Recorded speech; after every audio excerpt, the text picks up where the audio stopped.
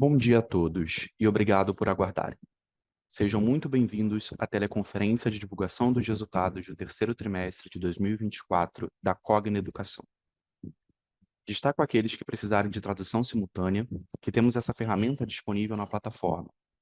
Para acessar, basta clicar no botão Interpretation através do ícone do globo na parte inferior da tela e escolher o seu idioma de preferência, português ou inglês. Para aqueles ouvindo a teleconferência em inglês, a opção de mutar o áudio original em português, clicando em Mute Original Audio. Informamos que esta teleconferência está sendo gravada e será disponibilizada no site de RI da companhia, www.ri.cogna.com.br, onde se encontra disponível o material completo da nossa divulgação de resultados. É possível fazer o download da apresentação também no ícone de chat, inclusive em inglês. Durante a apresentação da companhia, todos os participantes estarão com o microfone desabilitado. Em seguida, daremos início à sessão de perguntas e respostas. Para fazer perguntas, clique no ícone Q&A na parte inferior da sua tela e escreva sua pergunta para entrar na fila. Ao ser anunciado, uma solicitação para ativar seu microfone aparecerá na tela, e então você deve ativar o seu microfone para fazer as perguntas. Orientamos que as perguntas sejam feitas todas de uma única vez. Antes de prosseguir, gostaríamos de esclarecer que eventuais declarações que possam ser feitas durante esta teleconferência, relativas às perspectivas de negócios da Cogna, projeções, metas operacionais e financeiras, constituem-se em crenças e premissas da administração da companhia, bem como em informações atualmente disponíveis para a Cogna. Considerações futuras não são garantias de desempenho e envolvem riscos, incertezas e premissas, pois se referem a eventos futuros e, portanto, dependem de circunstâncias que podem ou não ocorrer. Investidores e analistas devem compreender que condições gerais, condições do setor e outros fatores operacionais podem afetar os resultados futuros da Cogna e podem conduzir a resultados que diferem materialmente daqueles expressos em tais condições futuras. Gostaria agora de passar a palavra ao Sr. Roberto Valério, CEO da Cogna, que iniciará a apresentação. Por favor, Sr. Roberto, pode prosseguir. Obrigado, bom dia a todos e obrigado por participarem da teleconferência para discutir os resultados da Cogna nesse terceiro trimestre de 2024. Participam comigo desse call o Frederico Villa, nosso vice-presidente financeiro, e o Guilherme Mélega, o diretor-presidente da Vasta. O call está programado para durar 1 hora, composto de mais ou menos 40 minutos de apresentação, e depois a gente segue para 20 minutos de perguntas e respostas. Bom, começando então a apresentação, eu queria abrir dizendo que, no nosso entendimento, esse foi um ótimo resultado, né? Um resultado de trimestre bastante forte, especialmente em itens ligados à geração de caixa, desalavancagem e redução de dívida líquida, o que nesse momento de aumento de taxa de juros são notícias muito importantes para a companhia. Mais uma vez, a gente supera a média de expectativa de resultados do mercado, o que deixa, obviamente, não só a administração, mas todo o time aqui de Cogna bastante contente com os resultados. Bom, eu queria começar explorando um pouco a receita líquida da Cogna. Apesar dela ter crescido 1%, é facilmente compreensível porque a gente entende que os resultados são bastante positivos. Primeiro porque a receita líquida de Kroton, que hoje representa mais ou menos 65%, 70% da empresa, cresceu de maneira bastante forte. Aliás, os resultados de Kroton foram excelentes no trimestre, mas a receita de Kroton cresceu mais de 13%, em função de vários aspectos, né? Mas entre eles um crescimento de base de alunos importante, mais repasse de inflação, que eu vou explorar um pouco adiante. Mas então foi a unidade de negócios que trouxe bastante crescimento de receita. Por outro lado, a gente tem as duas outras unidades de negócio. A Vasta, que atingiu o guidance de ACV, crescendo 12,5% na receita de subscrição, que é na nossa estratégia principal, e só não cresceu mais receita por um fator que eu entendo que é um fator pontual, que é receita de uma nova linha de negócios, que é o B2G, que a gente vem explorando recentemente. Obviamente, a gente não tem total profundidade de controle ainda da sazonalidade, E claramente esse terceiro trimestre ele foi influenciado pelas eleições municipais. É uma experiência nova para a gente já imaginava que isso pudesse acontecer, mas obviamente, né, toda a classe política e os próprios servidores públicos estão muito envolvidos nas eleições municipais e muitos dos trâmites de contratação também são suspensos por um período. Então, apesar, né, da gente não ter essa receita de B2G nesse terceiro trimestre de 2024, comparado ao mesmo trimestre do ano passado, onde nós tivemos 40 milhões de reais, a gente entende que é um movimento pontual. A gente, inclusive, já vê mais movimentação depois das eleições. O Mélega vai explorar um pouco mais isso aqui. Então, não é um tema de preocupação, ao contrário, né, no core da empresa, que é a nossa estratégia de subscrição, a gente continua crescendo, atingindo o ACV. Então, acho que isso, por um lado, explica a Vasta. E do outro lado, de saber, a gente já vinha dizendo, né, inclusive demos um guidance de saber, de EBITDA de saber, para que o mercado entendesse qual é a nossa visão de saber. A receita de saber já é esperado que seja menor do que 2023, porque o Programa Nacional do Livro Didático é um programa menor em 2024, né, comparado com 2023, porque é um programa que só tem recompras, né? Esse ano não existe compra nem de Fundo 1, nem Fundo 2, nem médio, então ele já é um programa menor. E no terceiro trimestre especificamente, houve um pequeno atraso de parte do faturamento, né, dos livros que vão chegar para as escolas para o início do ano letivo 24, que poderiam ter sido faturados no terceiro tri, eles vão ser faturados no quarto tri, ou seja, não é nenhuma preocupação para nós, porque a gente sabe que esses livros precisam estar nas escolas públicas no começo do ano, então é muito mais uma questão de movimentação entre trimestres.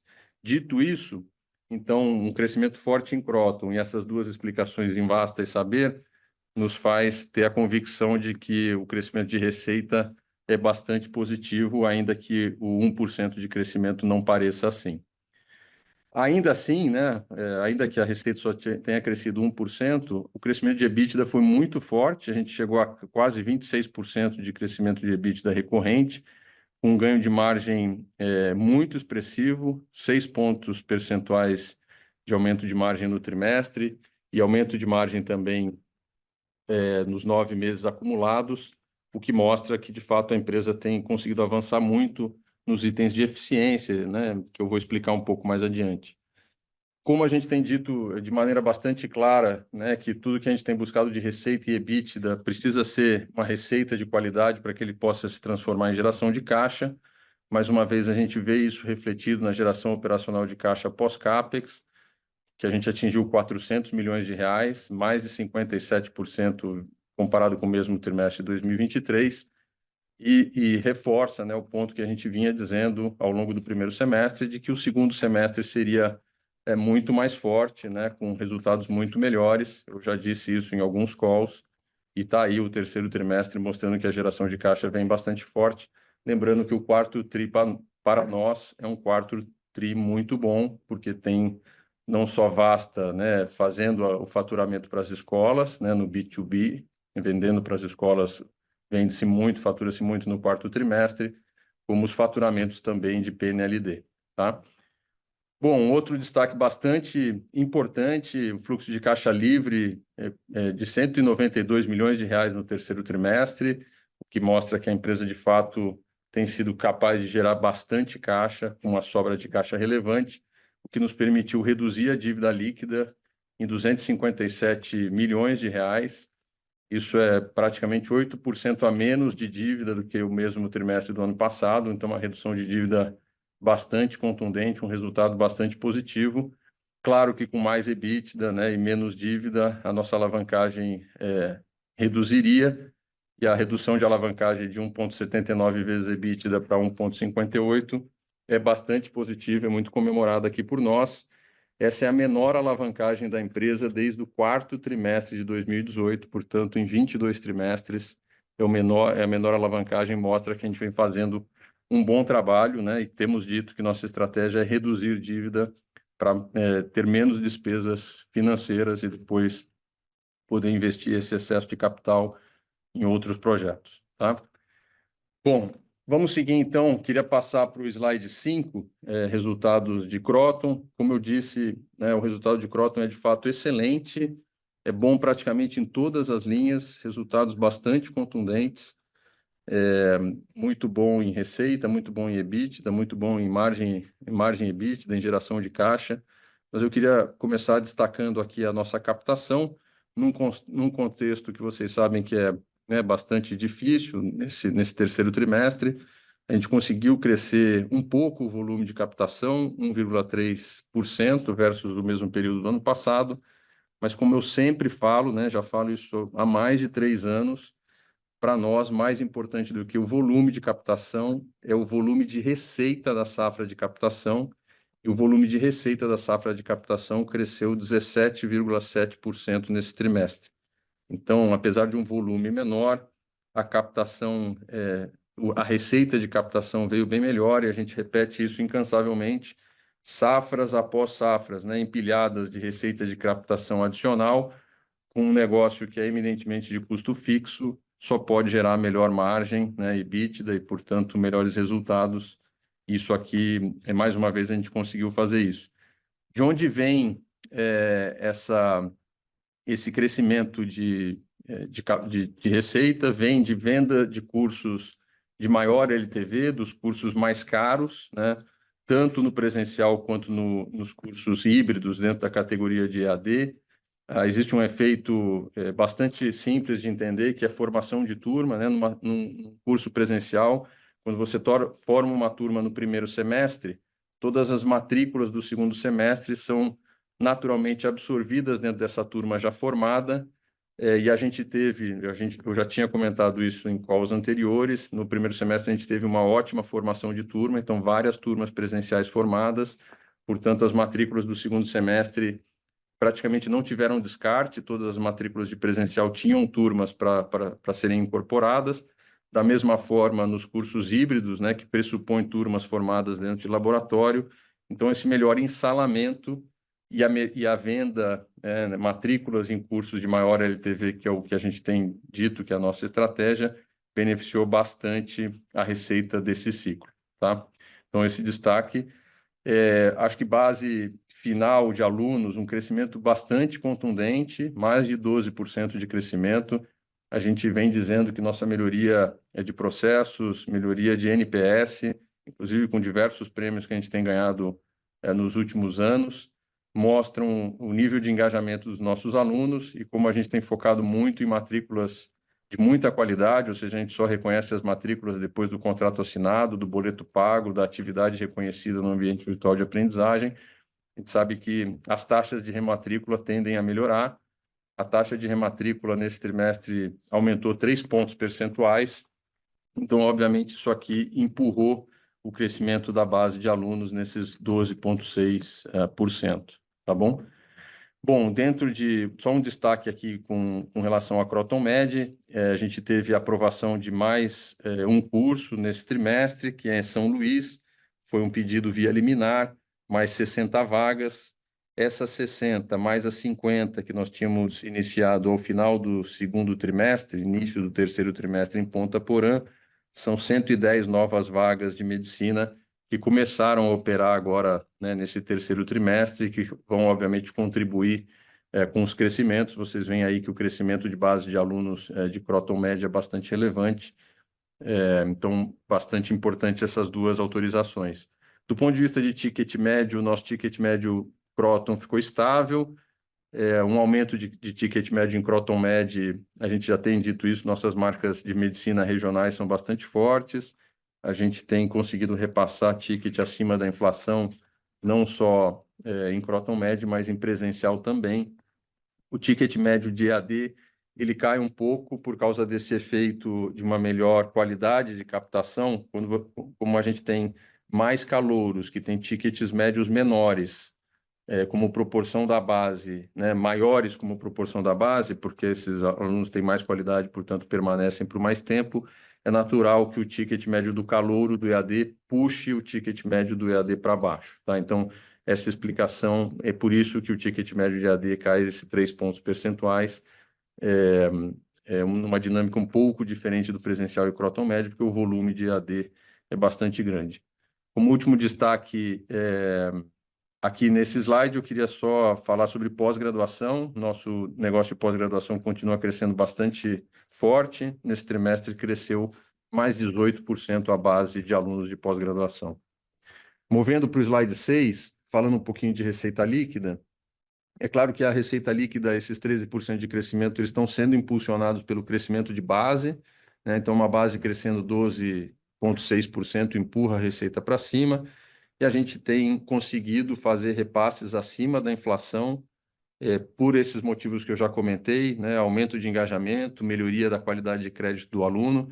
Então, acho que é, de fato, excepcional, na minha visão, a gente ter um processo de rematrícula que ganha 3 pontos percentuais de eficiência, ou seja, a gente rematriculou 3 pontos percentuais a mais da base rematriculável desse ano comparado com o ano passado, e conseguimos fazer repasses acima da inflação, o que mostra a fortaleza do trabalho que a gente tem feito. Não é um trabalho de, né, de 2, 3 trimestres, é algo que a gente vem fazendo desde o início desse projeto de reestruturação de Kroton lá em 2020, né, desde que a gente fez toda a limpeza de base e repensamos todo o modelo de renegociação, rematrícula e crédito para os alunos. Então, bastante forte aqui esse crescimento, um destaque para Kroton Med, com um crescimento bastante grande de receita, empurrado pelo crescimento orgânico de vagas e também pelos repasses acima da inflação, como eu comentei. Bom, movendo para o slide 7, desempenho financeiro, eu venho destacando, né, em algumas das perguntas que a gente recebe, se a gente entende que tem perspectiva de continuar ganhando margem bruta. Esse foi mais um trimestre de ganho de margem bruta, ganhamos 1,5 pontos percentuais de margem bruta. A nossa estratégia, que é focar em cursos de medicina e em cursos EAD, favorece esse ganho de margem, porque são linhas de produto, unidades de negócio que têm margens médias melhores do que o presencial. Então, elas não só têm participado mais do mix total de receita e, portanto, de lucro bruto, como elas individualmente também têm ganhado margem, né, especialmente Kroton Med. Então, 1,5 ponto percentual de margem com crescimento de lucro bruto é muito importante em Kroton Med e também relevante aí, em EAD, no trimestre 51% em Kroton Med, no EAD 14%, da mesma forma no acumulado bastante forte, 20%, em Kroton Med 16% no EAD. Como a gente tem dito, o presencial continua sendo parte do nosso escopo, mas ele está focado em cursos de alto LTV, então é natural que ele perca um pouco de relevância dentro desse mix, tá? Bom, avançando para o próximo slide, slide número 8, aqui acho que destaques muito bons. A gente teve redução de despesas corporativas, redução de despesas operacionais, né? Despesas corporativas caindo 0,8 pontos percentuais e as operacionais melhorando em 4,5 pontos percentuais como proporção da receita líquida. Isso aqui, eu já falei isso algumas vezes, mas reforço o ponto, é reflexo de todo o redesenho de processos, redesenho de sistemas, né, ganhos de produtividade com implementação de automação, com implementação de inteligência artificial. Isso tem nos permitido gerar essas reduções. Da mesma forma, a gente teve uma redução de PCLD com proporção da ROL de 9,5 para 6,2.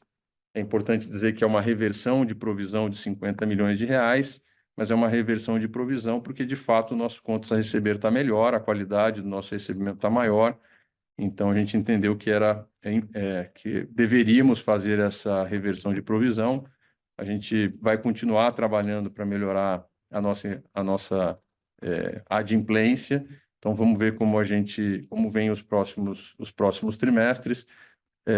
Acho que é natural que ele não se mantenha em 6,2, vai voltar a subir um pouco, mas a ideia é que a gente continue ganhando um pouco de PCLD como proporção da ROL ao longo dos próximos trimestres. E aqui, acho que o último destaque é despesas de marketing e vendas como proporção da receita líquida subiram 1,6 pontos percentuais, nada de novo. Eu já tinha dito isso várias vezes, que os trimestres ímpares, o primeiro e o terceiro trimestre, seriam trimestres de maiores gastos de marketing.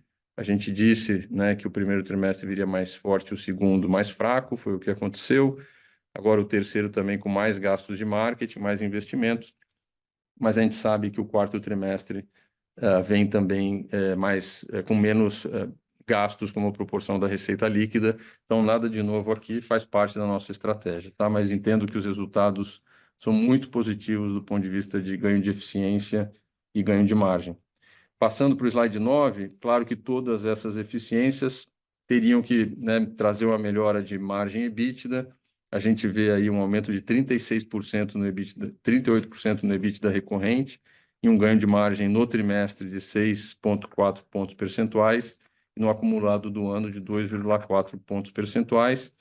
Em função do que eu já comentei aí em cima, a gente entende que ainda tem, né, a empresa é bastante grande, tem as eficiências, acho que podem continuar sendo capturadas ao longo dos próximos trimestres, à medida que a gente vai melhorando processos, vai convergindo sistemas. Acho que aqui é uma evolução de anos, tá? Um pouquinho a cada trimestre e a gente vai conseguindo melhorar o resultado. Bom, dito isso, eu queria passar a palavra para o Guilherme Mélega, para que ele possa comentar os resultados de Vasta. Obrigado, Roberto. Começando aqui no slide 11 de Vasta, a receita líquida. Lembrando que o terceiro trimestre é um trimestre que sazonalmente é um trimestre mais fraco, mas é um trimestre importante porque ele encerra o que a gente chama do ciclo comercial. Lembrando que o ciclo comercial da Vasta começa no quarto trimestre do ano anterior, com o abastecimento das escolas para o ano letivo, e se encerra no terceiro trimestre. Então, vou focar meus comentários aqui sobre o ciclo comercial. A gente atingiu uma receita de 1.529 bilhão, né, um crescimento de 6%, mas com grande destaque para nossas receitas de subscrição, no qual a gente entregou o guidance de 12%, na verdade, entregamos 12,5% de subscrição. Destaque dentro da subscrição para os nossos produtos complementares, que cresceram acima de 20%. No terceiro trimestre do ano passado, nós tivemos reconhecimento de 40 milhões de receita do B2G, e como o Roberto comentou na abertura, a gente espera reconhecer novas receitas de novos contratos do B2G a partir do quarto trimestre. A gente teve um ano muito forte em prospecção, a gente está com o pipeline bastante aquecido, e a gente acredita que agora, após eleições, a gente vai celebrar novos contratos e reconhecer novas receitas a partir do quarto trimestre. Indo para o slide 12, nas despesas da Vasta, aqui também o foco no ciclo. Eu destaco o ganho de margem, o ganho de redução de pontos percentuais que a gente teve com as despesas operacionais e com os custos diretos, que de forma agregada representam 5 pontos percentuais, ou seja, a gente conseguiu melhorar a nossa produtividade de custos diretos e despesas operacionais em 5 pontos percentuais. Isso é resultado do crescimento da receita e de ganho de eficiência nos nossos custos, além de um mix mais positivo, um mix que gera mais margem, no qual a gente tem mais receita com menos custo através do crescimento dos sistemas de ensino premium. Então, esses 5 pontos de margem, a gente usou esses 5 pontos de margem, 2,3 pontos, para financiar o nosso crescimento de ACV de 2025. Então, vocês reparem que as despesas comerciais e de marketing cresceram 2,3 pontos percentuais. Isso representa um investimento no crescimento da companhia. Esse ciclo a gente entregou um crescimento no ACV de 12,5. A gente espera reconhecer um crescimento para o ciclo do ano que vem maior do que esses 12,5%. Resultado desse maior investimento que a gente está fazendo, da qualidade do nosso portfólio e da penetração que a gente está conseguindo fazer. Indo para o próximo slide, para o slide 13. Aqui, falando do EBITDA da Vasta, também focando no fechamento do ciclo, a gente atingiu um EBITDA de 435 milhões, um crescimento de 14,2% year-over-year no ciclo comercial. E tão importante quanto o crescimento foi o crescimento de margem, no qual a gente atingiu 28,4%, isso é quase 2 pontos percentuais, 1,9 pontos percentuais acima da margem do ciclo anterior. Então, a gente está financiando o nosso crescimento com geração própria de produtividade e ganhando margem. tá? Então, acho que a gente está num momento bastante positivo, bastante favorável da nossa companhia. E olhando para frente, para o próximo ciclo, a gente vê uma construção de ACV bastante robusto, com crescimento de sistemas de ensino premium e produtos complementares, com ganhos de preços significativos apoiado na nossa tecnologia. Esse ano a gente lançou o Plural IA, que nos permitiu uma boa reprecificação de todo o nosso portfólio. Então, a gente está com uma expectativa bem alta para o nosso ACV de 2025. Como eu comentei, no segmento de B2G, a gente está com o pipeline também bastante aquecido e espera reconhecer novos contratos em breve. Por último, na última avenida de crescimento da companhia, que é o Anglo Start, a gente totalizou 34 contratos assinados. Né? Desses contratos, 2 unidades já estão em operação no ano de 2024 e 7 estarão em operação no ano de 2025. Então, a gente vem crescendo de maneira bastante sustentável também no nosso business de franquia, de performance e bilinguismo. Tá? Destaco aqui o Liceu Pasteur e a campanha de matrícula que a gente está fazendo para a nossa flagship, com potencial de mais de 1.000 alunos em São Paulo. Então, passo agora a palavra para o Fred comentar os resultados da Saber. Bom dia a todos. Eu inicio aqui a apresentação da Saber no slide número 15, né, mostrando a receita líquida do trimestre. Nós tivemos um decréscimo de receita líquida no trimestre de aproximadamente 29%. Essa redução ela foi impactada principalmente, né, pelo calendário comercial. Né, o ano de 2024 não contempla compras, apenas recompras. E, adicionalmente, né, o atraso no programa nas recompras do Programa Nacional do Livro Didático, né, como vocês conseguem acompanhar via mídia, né, o que está acontecendo. Entretanto, nós acreditamos que isso aqui é só um atraso, é um deslocamento temporal e que acontecerá aqui no quarto trimestre. Adicionalmente a isso, né, nós tivemos no trimestre o aumento no trimestre de 24 milhões de vendas do programa de Acerta Brasil. Então, é uma avenida de crescimento que nós temos e nós estamos acelerando. E, adicionalmente, ainda no trimestre, um crescimento de 24% nas receitas de idiomas, né, do Red Balloon. Notem que quando agora eu olhando, passando da visão trimestre para a visão de 9 meses, findo em 30 de setembro, nós tivemos uma receita, um leve decréscimo de 1,5%, né? E aqui é importante mencionar, né, que nós vendemos no ano de 2024, né, os nossos negócios de livros de ensino superior, que foi a SETS, excluindo esse efeito, né, a receita teria, de 9 meses, findo em 30 de setembro, nós teríamos um crescimento de aproximadamente 7%. Indo para o slide número 16, falando de EBITDA, né, o efeito de EBITDA no trimestre, tanto no acumulado, o principal efeito aqui foi o decréscimo de receita. Nós fizemos algumas compensações, como tivemos o atraso no Programa Nacional do Livro Didático nas receitas, nós também tivemos aqui uma compensação de custos, mas a mensagem que eu gostaria de deixar aqui é: só ocorreu um atraso aqui, é um atraso, então um efeito temporal, e que nós seguimos aqui confiante com o guidance que nós demos no Cogna Day, que atingiríamos aqui no nosso negócio Saber um EBITDA ajustado entre 230 milhões de reais. Passando agora para a parte final e passando para a Cogna, o Roberto Valério passou aqui as principais mensagens. Aqui, importante, começando no slide número 18, né? A receita no trimestre, nós tivemos um crescimento de receita de 1%, mas no acumulado nós temos um crescimento de 7%. No trimestre, nosso principal impacto positivo foi o forte crescimento de Kroton, um crescimento de 13,3%. E esse acúmulo aqui também, o deslocamento, como eu mencionei anteriormente, o Guilherme Mélega mencionou anteriormente, a gente acredita que o quarto trimestre, esse deslocamento que não veio tanto do Programa Nacional do Livro Didático, em Saber, quanto, né, a avenida de crescimento de negócios com o governo em Vasta, nós teremos esse impacto positivo no quarto trimestre, o que nos deixa bastante animados.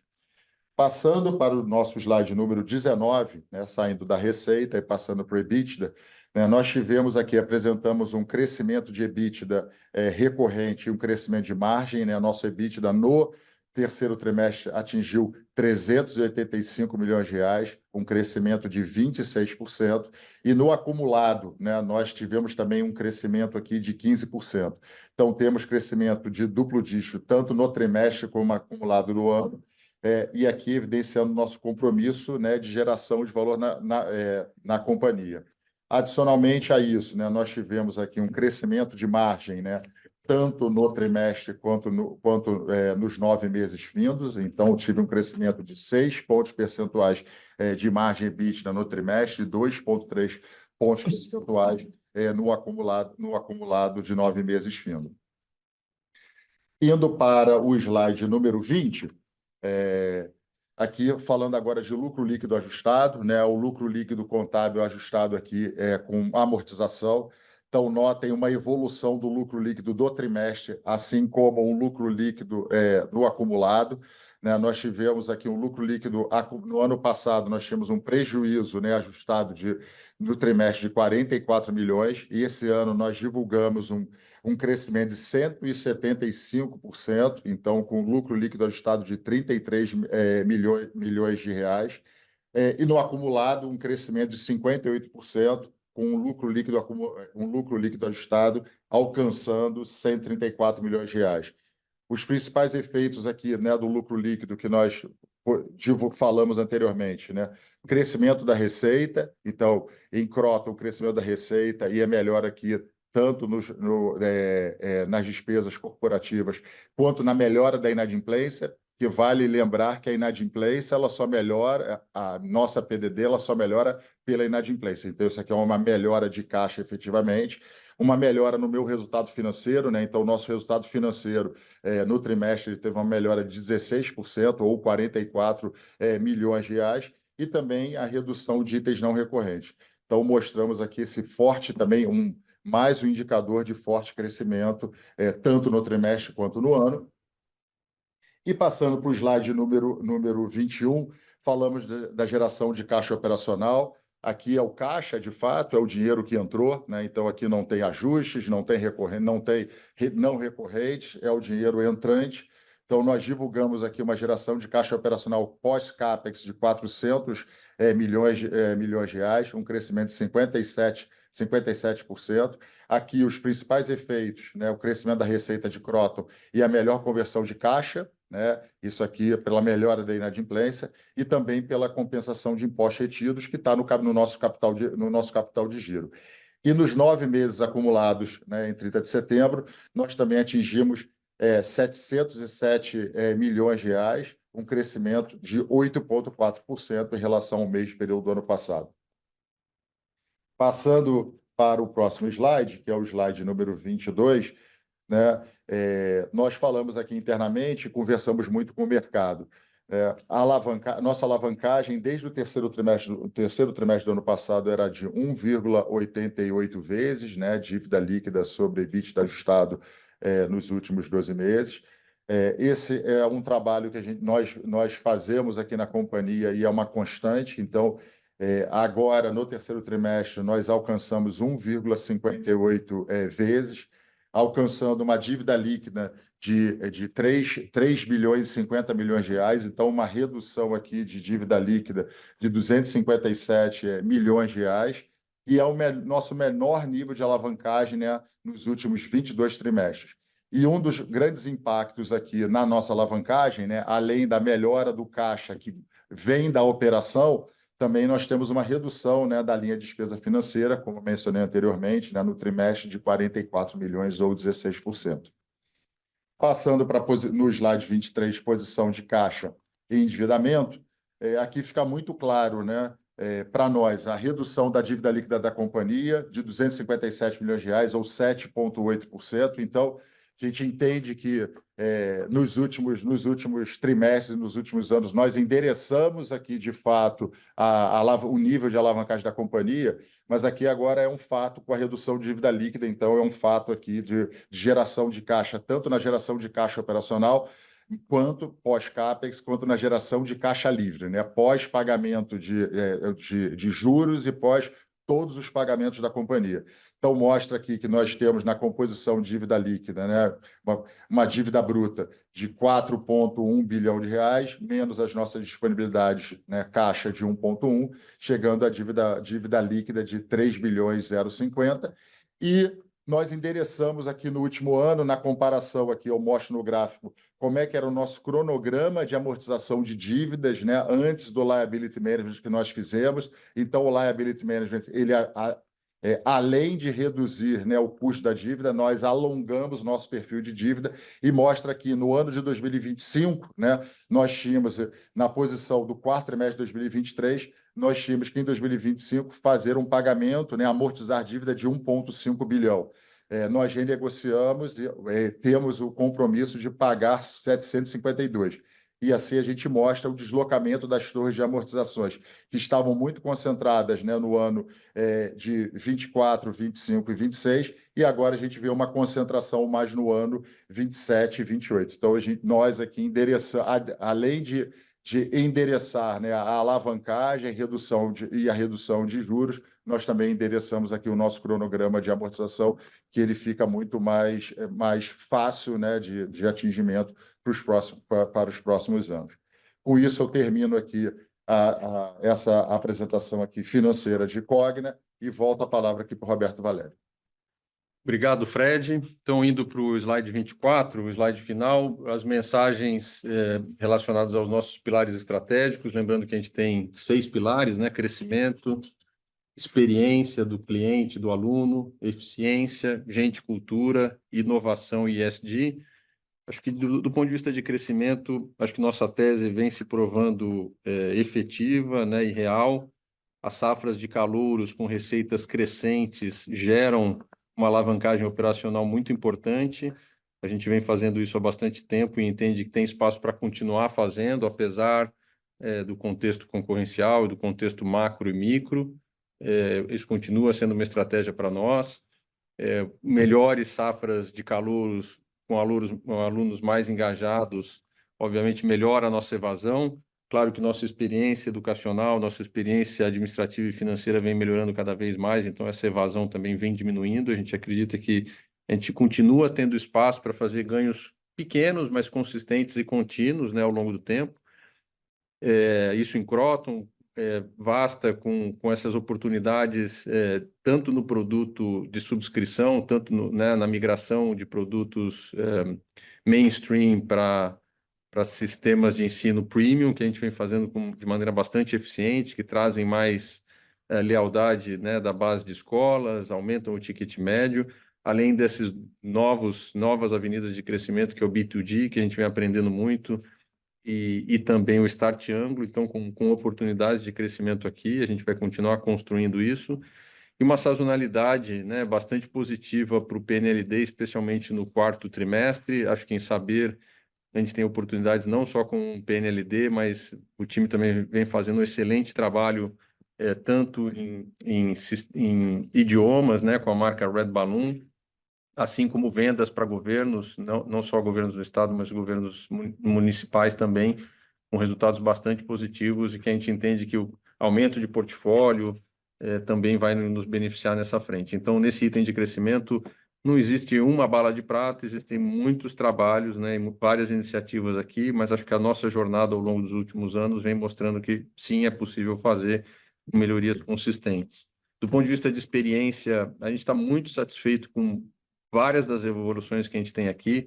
O aumento de NPS de graduação e pós-graduação, ele é consistente ao longo dos anos, a gente vem sempre conquistando evoluções, ganhando reconhecimentos e prêmios. Esse ano já ganhamos diversos reconhecimentos como a empresa que oferece a melhor experiência para o cliente, e a gente está bastante satisfeito também com uma evolução bastante importante no nível de satisfação das escolas parceiras, né, dos clientes B2B de Vasta, depois de um processo de evolução de processos e sistemas feito ao longo dos últimos anos, especialmente no último ano.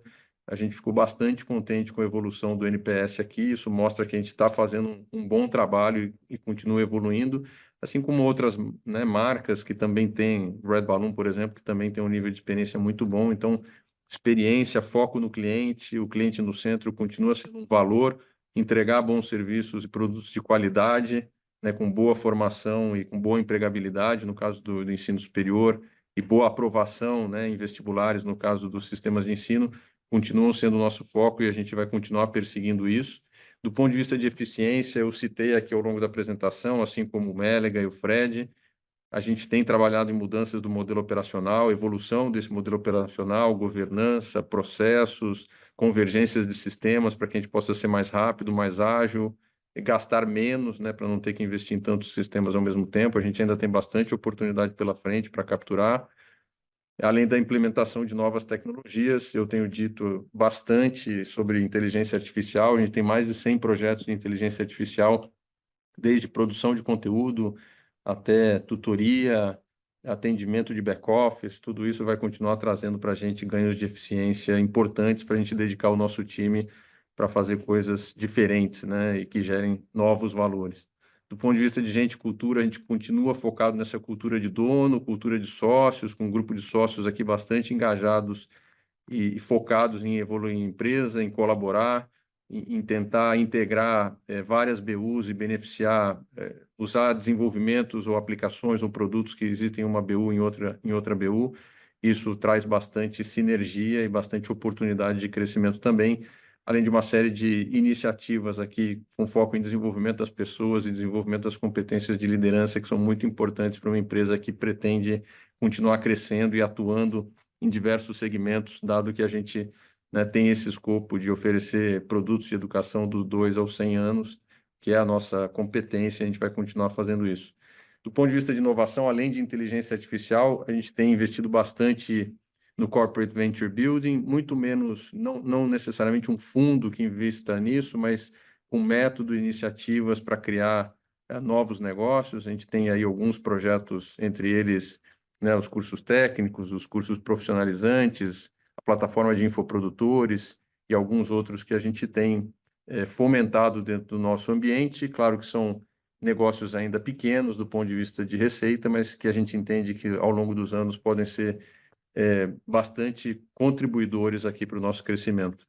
E do ponto de vista de ESG, né, a gente continua focado nos 14 compromissos Cogna por um mundo melhor, avançando nos nossos indicadores, sendo reconhecido por vários prêmios, né, de revistas e instituições que têm nos reconhecido, e a gente fica muito contente de ter alguém externo reconhecendo a nossa qualidade. E um destaque especial para esse último mês, que a gente recebeu mais uma vez o prêmio, né, sendo uma das empresas do IBRX 100 que possuem pelo menos 30% de mulheres no conselho de administração, que nos deixa bastante contente. Com isso, eu encerro aqui a minha apresentação e a gente abre para perguntas e respostas. Agora começaremos a sessão de perguntas e respostas. Lembrando que para fazer perguntas, vocês devem clicar no ícone de Q&A na parte inferior da tela e escrever a sua pergunta para entrar na fila. Ao ser anunciado, uma solicitação para ativar o seu microfone aparecerá na tela. Então você deve ativar o seu microfone para fazer as perguntas. Solicitamos, por gentileza, que as perguntas sejam feitas todas de uma única vez. Vamos à nossa primeira pergunta, que é do Luca Marquezini, do Itaú BBA. Luca, abriremos o seu áudio para que você possa realizar a sua pergunta. Por favor, pode prosseguir. Bom dia, pessoal. Obrigado aí por pegar nossas perguntas. São duas do nosso lado, as duas em relação a Kroton, tá? Primeiro, em relação a ticket, né, no presencial, a gente viu um crescimento de quase 6% de ticket médio ano contra ano. E eu entendo que seja um efeito de mix, também de repasse para veteranos. Mas se puderem comentar em relação à dinâmica de ticket na captação, né, pensando talvez numa base de mesmos cursos, só para entender se teve melhora, se teve pressão, se foi algo estável aí, como isso se comportou em termos de dinâmica competitiva. E aí o segundo ponto seria em relação à despesa comercial, né? A gente viu um crescimento na despesa comercial de Kroton, que acho que é algo em linha com a estratégia que você tem comentado nos últimos calls. Então, se puderem comentar, né, até quando a gente deve ver esse aumento, ou se já é um patamar que deve ficar estável para frente, enfim, se puderem elaborar em relação à estratégia comercial, acho que ajuda bastante. Obrigado, pessoal. Luca, obrigado pela pergunta. Eu pego essas aqui. Bom, do ponto de vista de ticket, acho que especialmente dentro do ticket de presencial, que foi o que você destacou aqui, Acho que aqui tem um efeito importante do nosso foco em cursos de maior LTV. Obviamente que à medida que os semestres vão passando e os ciclos de captação vão passando, a gente vai melhorando as nossas competências para melhorar a conversão de cursos, né, de alunos que estão no funil de vendas dos cursos de maior LTV. Mas eu diria que então esse é um aspecto, né? Hoje a gente já está num nível de sofisticação que o lead ainda na internet, né? Ou seja, sem ter passado por todo o processo de conversão, a gente consegue identificar o interesse desse aluno e se ele é um aluno, por exemplo, de odontologia ou de direito, que a gente sabe que tem tickets médios maiores, a gente coloca mais esforço, a gente coloca mais energia, né? Tem um time específico para fazer a conversão. Esse lead vai mais rápido para o call center para que a gente consiga garantir uma taxa de conversão maior. Então, como a gente tem foco em trazer não necessariamente só volume, mas receita nas safras de captação, obviamente a gente privilegia aqueles cursos que têm um ticket maior. Como o presencial naturalmente tem um ticket maior, ele tem ganhado maior participação no mix. Então, eu não diria, né, e posso afirmar para você, a gente não tem necessariamente ganhado ticket nos calouros, especialmente, que foi a tua pergunta, curso contra curso. Então, para dar um exemplo aqui que o Fred sempre dá, o direito no ciclo passado contra o direito nesse ano tem aumento real de ticket no calouro? Não, mas ele tem maior participação no mix de captação, então isso tem ajudado aqui no mix. Claro que à medida que esses alunos novos vão fazendo parte da base, né, de alunos, eles vão contribuindo para que esse ticket médio da base cresça, tá? Então, esse é o efeito que a gente está vendo aqui. Ele é paulatino, ele é pouco a pouco, mas ele vem acontecendo. Com relação à despesa comercial, eu acho que a minha resposta para você é como proporção da receita líquida, acho que a gente está estável, não espera ter aumento, né, de crescimento de receita líquida, de marketing sobre receita líquida. Ao contrário, o segundo semestre, como a gente disse, vai ser até um pouquinho menor do que o segundo semestre de 2023, como proporção da receita líquida, talvez aí meio ponto, 1 ponto, tá? E ele é estável, ou seja, a gente não espera nem estar trabalhando para o orçamento de 25 com um aumento dessa proporção, tá? E reforço o ponto de que, sim, a gente tem buscado investir mais nos trimestres ímpares, que são os inícios, né, dos ciclos de captação, para a gente conseguir trazer alunos de mais qualidade, e isso se refletir também na qualidade da base de alunos. Super claro, Valério. Muito obrigado. A próxima pergunta é do Lucas Nagano, do Morgan Stanley. Lucas, abriremos o seu áudio para que você possa realizar a sua pergunta. Por favor, pode prosseguir.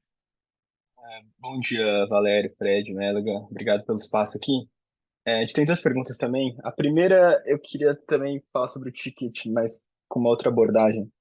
É que ao longo do ano a gente viu uma grande oscilação no faturamento e no ticket, né? Então, no faturamento, o primeiro tri veio duplo dígito, o segundo desacelerou, o terceiro o crescimento forte voltou.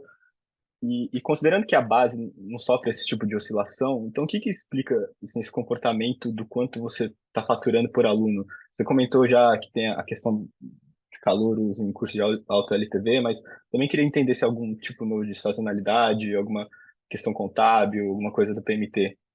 Essa é a primeira pergunta. A segunda é em relação à alocação de capital. A alavancagem já chegou no nível mais controlado, mas ainda pesado. Vocês comentam que o objetivo é continuar desalavancando para começar a olhar para futuras oportunidades. Então, a gente queria entender o quão perto vocês acham que estão desse momento, de você já atingir um nível ótimo de alavancagem, e quais são essas oportunidades que vocês enxergam no momento, seja retorno ao acionista, M&A, medicina. É isso, obrigado. Obrigado, Lucas. Fred falando aqui. Eu vou começar com a segunda que está mais na minha cabeça aqui, sobre a alocação de capital. Como você mencionou, né, nós estamos aqui com uma alavancagem, né, dívida líquida sobre EBITDA 1,58 vezes, né, então a gente fica mais próximo, né, de um cenário de uma alavancagem ótima. Aqui, de fato, que a gente tem uma disciplina na melhor alocação de capital. E a gente continua entendendo que a melhor alocação de capital hoje é pré-pagamento de dívidas. É isso que nós estamos fazendo. E com o cenário aqui de juros para cima, essa continua a melhor alocação. Entretanto, eu gostaria de mencionar, né, que a companhia ela está iniciando um ciclo, né, trimestre após trimestre, de melhora de lucro líquido. Então, a gente tem uma expectativa aqui de geração de lucro líquido contábil, e com essa geração de lucro líquido contábil, a gente também tem um retorno para o acionista via pagamento de dividendos, né, o mínimo obrigatório. Então, essa é a primeira pergunta sobre a alocação de capital. A segunda pergunta sobre ticket, né, como um todo, a gente tem aqui um efeito, né, nós temos aqui um pouco de antecipação de fiéis. Por que dessa antecipação de fiéis? E fiéis tem muito a ver, está muito relacionado à medicina, porque nós fazíamos aqui o reconhecimento da receita contábil de fiéis, né, apenas quando acontecia o pagamento e não quando tinha só a assinatura do contrato. E a gente entende que o fiéis está contratado na assinatura do contrato. Então, aqui só foi um deslocamento aqui, de receita, né? No ano contra ano, ele é exatamente igual. Entretanto, aqui teve um deslocamento que aconteceu até nesse trimestre. Adicionalmente, né, também sobre ticket, nós também temos um efeito aqui também de PMT, né? Então, a gente tem um efeito efetivamente aqui de PMT que também ajudou positivamente no ticket, mas ele não é uma mudança aqui, tanto é uma mudança estrutural. Lembrando, né, que o nosso PMT aqui, ele é um programa que a gente recebe mês a mês, né? Não é um recebimento só após a formatura. E isso aqui, Luca, ele tá refletido aqui na nossa PDD, né? Porque está refletido na inadimplência. Então, se o aluno que ele teve o PMT num período e ele é inadimplente, eu vou estar provisionando ele. Então, isso não deveria ser um efeito, né? Olhando aqui, né? E a gente já tinha o PMT no primeiro semestre, no primeiro semestre. Isso aqui não é um efeito assim no caixa. O efeito está positivo no nosso caixa, que a nossa inadimplência está sob controle. Acho que só para complementar nas duas perguntas, com relação à alocação de capital, então, redução de dívida é o nosso foco. A gente pode fazer um M&A estratégico, um investimento aqui numa faculdade de medicina aqui, uma pequena startup ali, alinhado com a nossa estratégia de inovação. Lembrando que a gente também entra num momento, então, de geração de lucro líquido, né, que é a nossa expectativa. Então, a gente também tem previsão para o ano que vem para fazer distribuição de dividendos, tá? Então, é um pouco essa a nossa cabeça, mas, como o Fred bem falou, foco em redução de dívida, porque isso aqui machuca bastante com o pagamento de juros. E com relação à explicação do ticket, acho que o Fred apresentou muito bem aí a sazonalidade do FIES. Vocês vão ver ao longo desse segundo semestre que vai existir uma estabilidade maior. Então, teve um crescimento bastante forte no terceiro TRI, mas também vem forte no quarto TRI. Então, essa sazonalidade que aconteceu no primeiro semestre não vai acontecer no segundo, em função desses comentários que o Fred fez. Tá bom? Obrigado. Foi claro, obrigado, pessoal. A próxima pergunta é do Marcelo Santos, do JP Morgan. Marcelo, abriremos o seu áudio para que você possa realizar a sua pergunta. Por favor, pode prosseguir. Obrigado. Bom dia a todos. Valério, Fred, tudo da Cogna. Se vocês pudessem, duas perguntas. Se vocês pudessem primeiro comentar o ambiente competitivo no ensino à distância, o que vocês estão vendo e talvez até ligar um pouco ao ticket e como ele se comportou. E a segunda é mais específica em medicina. Como que vocês imaginam que os tickets de medicina vão se comportar nos próximos anos, dado a expansão de vagas que a gente está vendo e deve ver também com mais médicos? Queria uma visão geral para a Croton Med aí. Obrigado. Perguntas.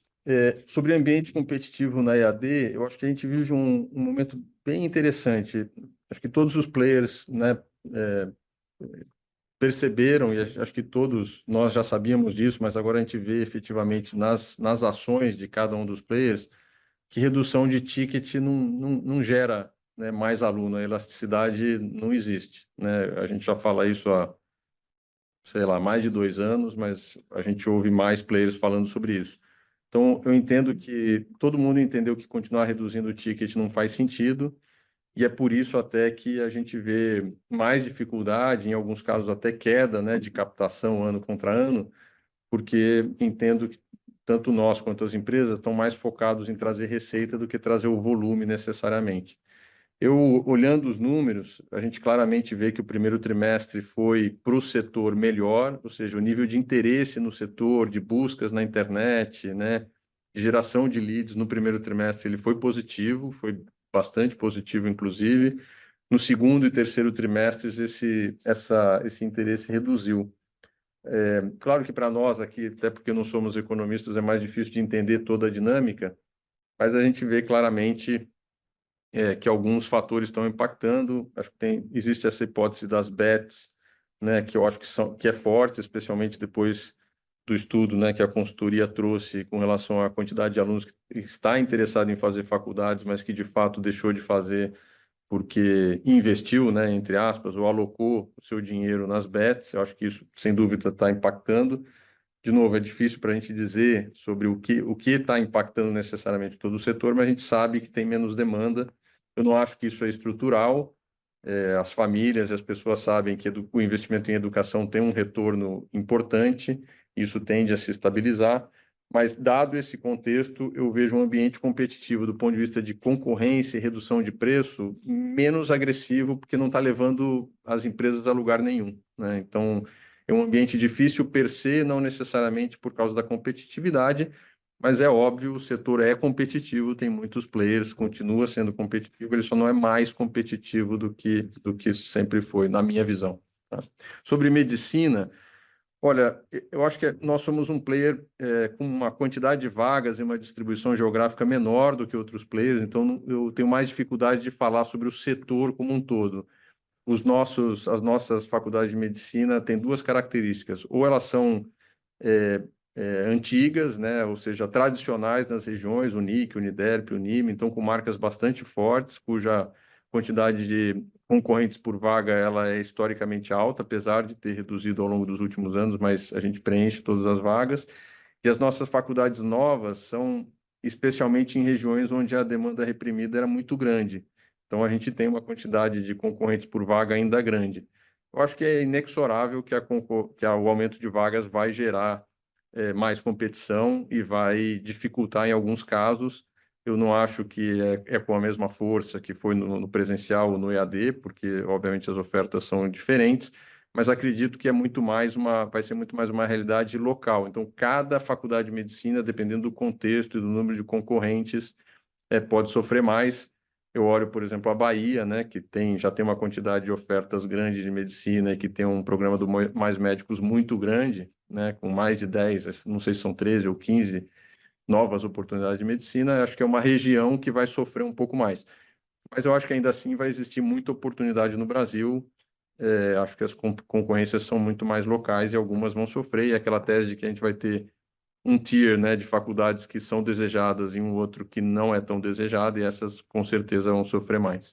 Do nosso lado aqui, e vocês veem isso nos números, Marcelo, você vê isso nos números, a gente tem conseguido repassar ticket, né, inclusive acima da inflação, não necessariamente nos calouros, mas sim nos veteranos. Perfeito, está claríssimo. Obrigado pelas respostas. A próxima pergunta é do Eduardo Rezende, do UBS. Eduardo, abriremos o seu áudio para que você possa realizar a sua pergunta. Eduardo, pode prosseguir.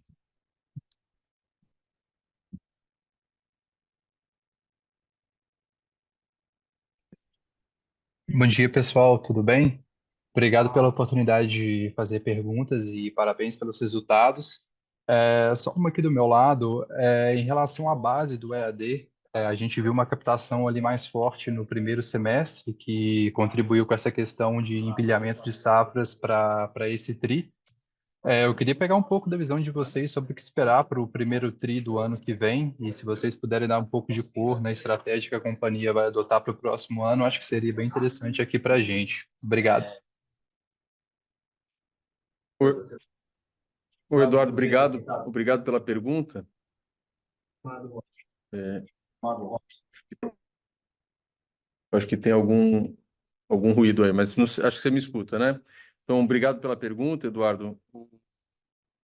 A nossa estratégia, acho que a gente, como eu comentei, a gente mudou alguns processos, o que levou, obviamente, a algumas mudanças de estrutura organizacional aqui dentro especificamente de Kroton. A gente tem uma mudança de liderança, a gente redistribuiu, na verdade, algumas das lideranças. Eu entendo que, obviamente, isso, por natureza, é positivo, porque as novas lideranças, em geral, entram com gás, entram com várias ideias, né? Então, por natureza, eu estou mais otimista nessa frente, não porque a liderança anterior não tivesse essa energia, mas é simplesmente um time novo entrando, até porque parte da liderança que estava aqui está num outro desafio que é muito importante para nós aqui também de crescimento. Então, acho que isso por um lado. Por outro lado, a gente tem evoluído bastante alguns processos e algumas estratégias.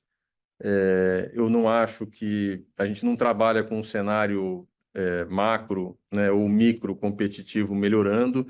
A gente trabalha assim com buscar mais produtividade dos polos, garantir que as nossas unidades tenham times comerciais, dado que os times comerciais têm alta rotatividade, né, que eles sejam melhor selecionados e permaneçam por mais tempo na vaga, né, na cadeira, portanto, gerando mais resultados, que os nossos processos de movimentação dos alunos, né, de uma etapa do funil para o outro seja mais rápido e com melhores taxas de conversão.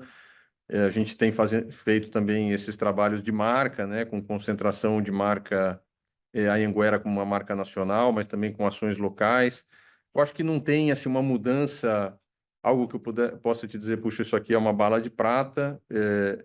A gente tem pequenas mudanças que eu acho que vão fazer diferença para nós.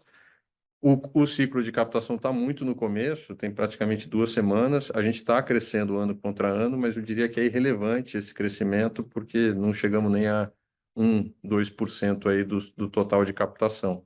Mas eu te diria que não estou pessimista, tá? Eu estou otimista com relação ao ciclo de captação de 2025. É assim que a gente está trabalhando, é assim que a gente está colocando no nosso plano orçamentário para 25. Super claro, pessoal. Obrigado. A próxima pergunta é do Ian Seskin, do BTG Pactual. Ian, abriremos o canal para que possa realizar a sua pergunta. Por favor, Ian, pode prosseguir. Bom dia, Valério, Fred, Guilherme, demais diretores. São 3 perguntas do meu lado. A primeira é sobre guidance. O Fred, mais cedo na apresentação, reiterou o guidance para saber, né, apesar do atraso das recompras do PNLD no período. Eu queria entender se vocês ainda reiteram o guidance de EBITDA ajustado consolidado para 2024. Essa é a primeira pergunta. A segunda pergunta é sobre o PCLD na Kroton. Queria entender, pós-reversão de PCLD, e com a melhora do perfil de crédito médio do aluno, o que vocês imaginam, né, que deveria ser um nível recorrente de provisão olhando para frente? E a última pergunta sobre os créditos fiscais recuperáveis, né? A gente viu que isso ajudou a geração de caixa no trimestre. E vimos aqui também que vocês ainda têm 350 milhões em balanço, né, para reconhecimento. Eu queria entender se vocês trabalham hoje com o cronograma esperado para esse reconhecimento. É isso, pessoal. Obrigado. Obrigado, Ian, pelas perguntas. Eu vou responder a primeira aqui só para reforçar o ponto do Fred. O Fred pega depois PCLD e créditos fiscais. Sim, a gente reforça o guidance tanto de EBITDA quanto de caixa.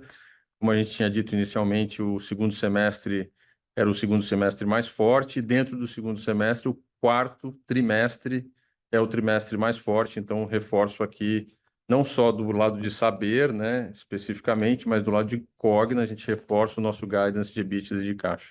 Estamos convictos de que vamos atingir esses números.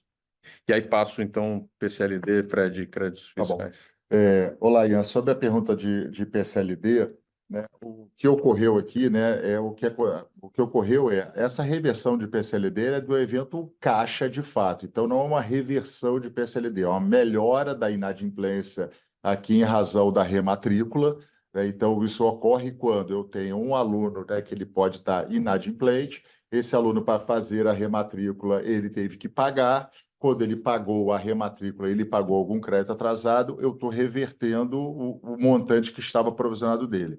Então, é importante mencionar isso. Aqui não é uma reversão de PCLD. Isso aqui está conversando com a nossa inadimplência e essa métrica, né, a gente acredita. A métrica que a gente persegue sobre a PCLD sobre receita líquida, já nos últimos trimestres, nós estamos entre 10% e 11%. Estruturalmente, a gente deveria estar mais próximo de 10%. Agora, isso aqui é um evento que ocorreu, a gente tem que monitorar a inadimplência, a gente continua confiante, né? Nós assim, olhando o nosso contas a receber bruto, né? A gente reduz o contas a receber bruto, então vem aqui caixa efetivamente. Eu não acredito que seja uma mudança olhando para frente do 10 para o 7, mas eu acredito que é uma conversão, isso aqui é um gradiente. A gente vem melhorando a nossa inadimplência e, com isso, a PCLD. Mas, estruturalmente, eu acredito que estaria mais próximo entre 10%. A segunda pergunta sobre créditos fiscais, né? O crédito fiscal, ele ocorre em qualquer empresa, tá? De fato, e ele está aqui no capital de giro. Então, nesse trimestre, a gente teve uma restituição desse crédito tributário, que a gente, diferente como a gente vinha fazendo anteriormente, né? Isso aqui, comumente, nós fazemos as compensações de crédito tributário. Então, isso aqui tivemos no ano de 2021, 22, 23.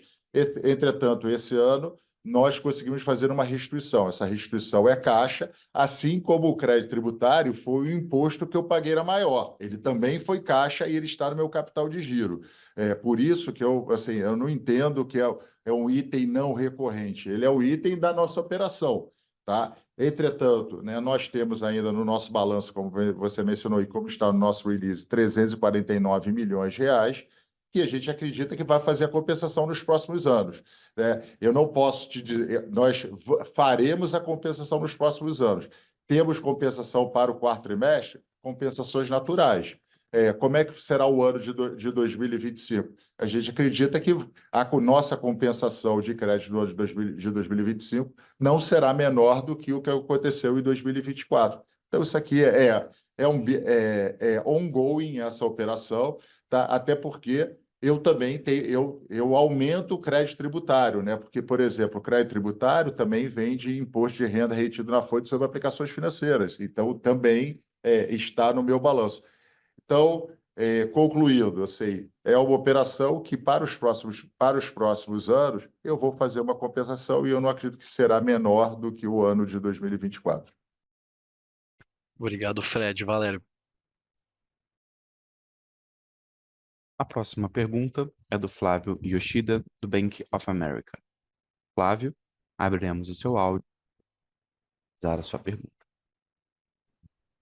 Olá, bom dia a todos. Obrigado pela oportunidade aqui de fazer perguntas. Vocês comentaram que estão bastante confiantes no atingimento do guidance de EBITDA, né? Eu só queria entender melhor se tem alguma alavanca mais específica que vai ajudar vocês a atingirem esse guidance. A gente entende a melhora operacional que vocês estão mostrando, mas só para entender se tem algum ponto extra aqui que deveria ajudar nesse guidance. E aí, a minha outra pergunta é com relação a PDD, né? A gente vê aí um esforço com resultado muito bom com relação à melhora da qualidade da base. Então, eu queria entender aqui o que vocês enxergam que seria um novo patamar de PDD da companhia mais sustentável aí num médio e longo prazo, talvez como percentual da receita. Obrigado. Tá bom. Oi, Flávia, Fred. Eu vou pegar a primeira pergunta aqui, mas o Roberto gostaria de concluir também. Porque a gente reforça muito o nosso compromisso com guidance, né? Eu gostaria que vocês pensassem assim no seguinte: 9 meses findo em 2024, né? Nós temos um EBITDA, né, recorrente de 1,362, tá? Perfeito? Qual foi o nosso EBITDA recorrente no quarto trimestre de 2023? 552. Então, se nós somarmos, isso aqui dá 1.800.000 e muito, tá? E como o Roberto mencionou, eu mencionei, e o Guilherme Mélega mencionou, o nosso quarto trimestre é o quarto trimestre que tem crescimento. Se a gente olha o crescimento que tivemos, né, no nosso quarto trimestre, de 2023 para 2022, nós tivemos um crescimento aqui de EBITDA em todos os nossos negócios. A gente não acredita que os nossos crescimentos de receita e EBITDA do quarto trimestre de 2024, né, para 23, ele será menor do que o 23 para 22. Então, assim, é uma conta que a gente faz aqui, né? Eu não posso passar o guidance do trimestre, mas assim, o Mélega reforçou, né? A gente tem aqui, atingimos nosso ACV, atingimos não, né? Fizemos um ACV de 12,5. A gente não acredita que o nosso ACV para o próximo ano ele será inferior. Não estamos passando o guidance. Ele não será inferior a 12,5. Então, eu estou inferindo aqui um crescimento de receita. A receita de Kroton, a gente teve um crescimento aqui no terceiro trimestre de 13%. A receita de Kroton no quarto trimestre, ela não deveria diminuir. E em saber, né, eu tive um deslocamento temporal. Então, adveio o que? Simplesmente do número que nós atingimos, né, mais o crescimento que a gente acredita que vai ter no quarto trimestre, que não deveria ser um crescimento diferente do que aconteceu do ano de 23 para 22. Tá? Essa é uma clareza que eu gostaria de dar para vocês. Roberto, quer fazer algum comentário? Acho que muito rápido, reforço o ponto do Fred. Então, vamos pensar em Kroton. Kroton já veio forte no terceiro TRI. Kroton é um business cuja sazonalidade do semestre, sazonalidade não, vamos dizer, o que está feito no terceiro trimestre, ele arrasta, ele navega para o quarto TRI. Então, se o terceiro TRI foi bom, o aluno já está lá, matriculado, né? Tanto o calouro quanto o veterano. Então, isso aqui com certeza vai ser um resultado forte no quarto TRI também. E aí, para pegar os pontos do Fred, né, vai ter o quarto trimestre, que é o primeiro trimestre do ciclo, né, comercial com as escolas, bastante forte, crescendo mais do que os 12,5%, potencialmente, né, e a gente acredita que contratos novos de governo, então tem tudo para continuar crescendo, e Saber é uma outra unidade de negócios que vai estar concentrada em PNLD e também tem oportunidade em B2G. Então, não é nenhuma alavanca nova, são coisas conhecidas, coisas que a gente tem bastante segurança que acontecem no quarto TRI, tá? Só para reforçar aqui. Tá bom. E aí, Flávio, volto aqui a pergunta sobre a PCLD. Flávio, a gente teve aqui o nosso terceiro trimestre, né, e o efeito de rematrícula foi muito positivo, né, para o nosso alunado. Então, esse efeito positivo na inadimplência, né, que está refletido aqui na melhora da redução do nosso contas a receber, esse é o efeito contas a receber bruto, tá? De fato, eu tive a melhora da PCLD. Eu não acredito que ele é estrutural nesse momento. A gente precisa ver isso acontecendo por mais trimestres, né? Lembrando que esse nosso nível aqui de PDD sobre receita, ele já teve mais próximo a 17%, depois ele foi para 13%. No último ano, nós tínhamos falado que era estruturalmente mais próximo de 11%, e agora nós estamos mais próximo de 10%, ou menos de 10%. Então, isso aqui é natural, eu preciso ver essa recorrência. O quarto trimestre, a gente vai ter essa resposta em termos de caixa e inadimplência. Aí eu consigo te afirmar se eu tenho uma melhora estrutural para baixo de 10%. Tá ótimo, pessoal. Obrigado pelas respostas, super claro. A próxima pergunta é do Renan Prata, do Citi. Renan, abriremos o seu áudio para que você possa realizar a sua pergunta. Bom dia, pessoal. Obrigado por ter pego minha pergunta aqui.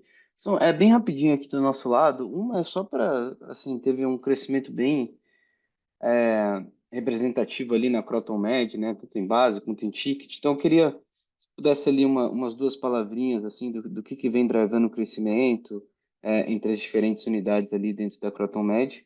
E o outro é um follow-up bem rápido ali na questão da sazonalidade entre trimestres, né? Vocês comentaram que o quarto TRI de Croton, né, não deveria ter aquela sazonalidade que a gente viu no primeiro semestre, muito pelo reconhecimento da receita do FIES. Então, eu queria só ter um pouco mais de clareza assim no quais são esses movimentos aqui nesse segundo semestre que deveria trazer um pouco mais de estabilidade aí de crescimento de receita. É isso, pessoal. Obrigado.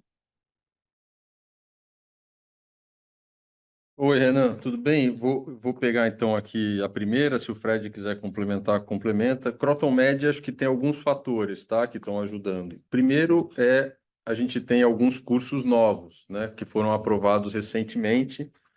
Então, tem alguns que foram aprovados muito recentemente, como essas 110 vagas, tem algumas que foram aprovadas, vamos dizer, no médio prazo, né, e que continuam maturando. Então, maturação dessas vagas que não estavam 100% preenchidas, especialmente nas faculdades do Mais Médico 2, tem nos ajudado com relação ao volume, né, de alunos. O segundo item é que a gente tem conseguido melhorar também o ticket médio, conseguindo repassar acima da inflação, por uma série de motivos. A gente tem feito investimentos nas faculdades, a gente tem melhorado a experiência dos alunos com relação a sistemas, a processos acadêmicos. Então, esses investimentos têm melhorado o engajamento desses alunos e a gente sente que tem espaço para repassar um pouco acima da inflação. Então, esses dois pontos são os principais impulsionadores do crescimento da receita de Croton Med. Como a gente tem novas faculdades de medicina, essas 110 vagas entrando, a gente entende que esse crescimento de receita vai continuar acontecendo. Acho que Só falar um pouco, Renan, do FIES, né, que foi um pouco da sua pergunta, então, foi a segunda pergunta. que foi a segunda pergunta, né? O FIES ele só foi um deslocamento, uma antecipação. No quarto trimestre no ano passado, no segundo semestre do ano passado, a receita de FIES ela teve uma receita que foi mais concentrada no quarto trimestre e agora essa receita ela está mais concentrada no terceiro trimestre, porque como eu mencionei anteriormente, a gente reconhecia, né? A gente só reconhecia pelo pagamento FIES e agora a gente reconhece pela assinatura, porque é o mais correto, porque o aluno ele já assinou, o aluno já está cursando e a gente reconhecer por caixa e agora a gente faz o reconhecimento correto aqui por competência. Por isso eu tive só uma antecipação que aconteceu no quarto trimestre do ano passado e agora aconteceu no terceiro trimestre desse ano. O semestre, como um todo, não tem nenhum impacto dessa sazonalidade. Ah, legal. Não, show, super claro, pessoal. Obrigado. A próxima pergunta é do Caio Moscardini, do Santander. Caio, abriremos o seu áudio para que você possa realizar a sua pergunta. Oi, bom dia, pessoal. Obrigado por pegar a pergunta. São duas aqui. A primeira é com relação às regras de provisionamento. Dado esse melhor recebimento, né, que vocês têm observado, vocês estão com algum estudo para mudar essas regras de provisionamento? E a segunda pergunta, pensando no guidance de GCO pós-capita de 1 bilhão, se esse guidance levava, né, em consideração essas restituições. Eu imagino que sim, depois da resposta do Fred para uma outra pergunta, mas eu queria confirmar com vocês esse entendimento. Obrigado. Então, Caio, obrigado pelas perguntas. Vou pegar aqui, se o Roberto quiser, ele se junta a nós aqui. Sobre regra de provisionamento, Caio, a gente assim, a melhora que a gente vê, que a gente consegue observar e olhar no nosso caixa, ele se vê pela melhor qualidade do aluno. Ele não se vê por uma mudança de critério. Então, se eu tenho uma melhor qualidade do aluno, a minha inadimplência melhora e eu vou ter menos provisão. A gente não tem nenhum estudo aqui que a gente prepare para mudar critério de provisão, porque a gente entende que a nossa provisão ela é correta. Posso só acrescentar? Claro. Caio, eu acho que quando a gente começou a reestruturação, logo que o Fred entrou aqui em 2020, ele fez um estudo junto com o time aqui exaustivo sobre provisionamento, né, a PDD em si, como fazer, quais são os métodos. Então, acho que essa etapa a gente já virou. A gente está super confortável com o nosso modelo de provisionamento, que é um negócio que a gente estudou profundamente e veio evoluindo ao longo desses 4 anos. Tá? Então, mais para dizer que não temos nenhuma... a gente entende que a gente está bem adequado, não precisa fazer nenhum ajuste, e a gente não gosta de fazer ajuste, senão também perde a referência, né? A gente entende que tem um bom modelo e tem que manter para que vocês possam ter esse tracking claro. Fred, aí você... Tá bom. Sobre a segunda pergunta, Caio, da geração de caixa operacional, né? Nós, quando demos esse guidance, nós estávamos no final de 2020, né? Então, assim, a gente previa a compensação de créditos tributários, como eu mencionei anteriormente, prevíamos. As magnitudes, assim, eu não conseguia prever em 2020 a magnitude da compensação do crédito tributário que eu teria em 2024. Assim como nós mencionamos, nós não prevíamos aqui algumas antecipações, né, antecipações de pagamento ou deslocamento aqui do Programa Nacional do Livro Didático. Então, isso aqui é natural da nossa operação, né? Algumas coisas são mais positivas, outras negativas. Mas o importante aqui, que independente de tudo, né? Essa aqui é uma operação que o caixa tá aqui dentro, nós recebemos, e sempre teve aqui, né? Em todas as nossas operações, estava no capital de giro, né? A gente tem uma linha, né, específica, e você consegue ver tanto pelo balanço, tanto quanto no fluxo de caixa, né, indireto que a gente divulga nas demonstrações financeiras ou pelo direto que a gente divulga, que você olha exatamente essa movimentação de crédito tributário. Está super claro, pessoal. Muito obrigado. Bom final de semana. Sessão de perguntas e respostas está encerrada. Agora, gostaríamos de passar a palavra para as considerações finais da companhia. Bom, eu queria mais uma vez agradecer a todo o nosso time, ao time Cogna, aqui mais de 24 mil colaboradores que têm trabalhado incansavelmente para que a gente possa, né, melhorar a vida dos nossos alunos, ajudar os nossos clientes e entregar esses resultados aqui para os nossos acionistas. Então, agradeço a cada um deles, coloco o time de RI à disposição para tirar qualquer dúvida que os investidores possam ter. Desejo a todos aí um bom final de semana. Obrigado. A teleconferência de resultados referentes ao terceiro trimestre de 2024 da Cogna Educação está encerrada. Muito obrigado aos participantes e tenham um bom dia.